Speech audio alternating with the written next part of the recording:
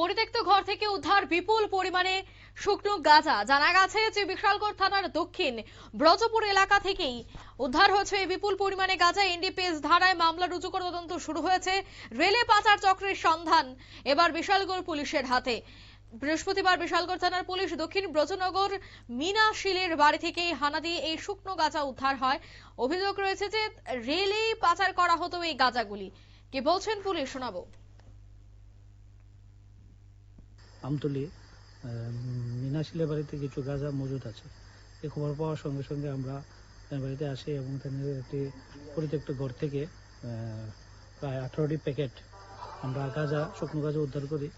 তো প্রসিডিউর করে আমরা ফর্মালিটিস করে আমরা সব কিছু করছি এবং এই বিরুদ্ধে একটা এনডিপিএস মামলা নেওয়া হবে। আমাদের সঙ্গে আমাদের এক্সিকিউটিভ ম্যাজিস্ট্রেট যিনি এসডিএম অফিস থেকে আছেন উনি আছেন।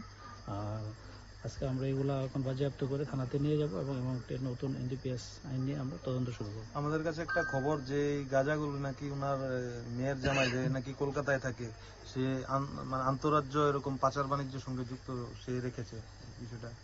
এটা আমরা এখন তদন্ত করে দেখব। যদি এরকম আপনারা শুনলেন ওসির বক্তব্য, অর্থাৎ পরিত্যক্ত জায়গা থেকে উদ্ধার হয়েছে এই গাঁজাগুলির সাথে যার বাড়ি থেকে উদ্ধার হয়েছে তারা এই গাঁজা পাচারের সাথে যুক্ত থাকতে পারে বলে প্রাথমিক অনুমান। এবার দেখার বিষয়, যেহেতু এনডিপিএস ধারায় মামলা রুজু করা হয়েছে, তদন্তের পর কি বেরিয়ে আসে। নিয়ে নিচ্ছে ছোট একটি বিজ্ঞাপন বিরতি, সঙ্গে থাকুন।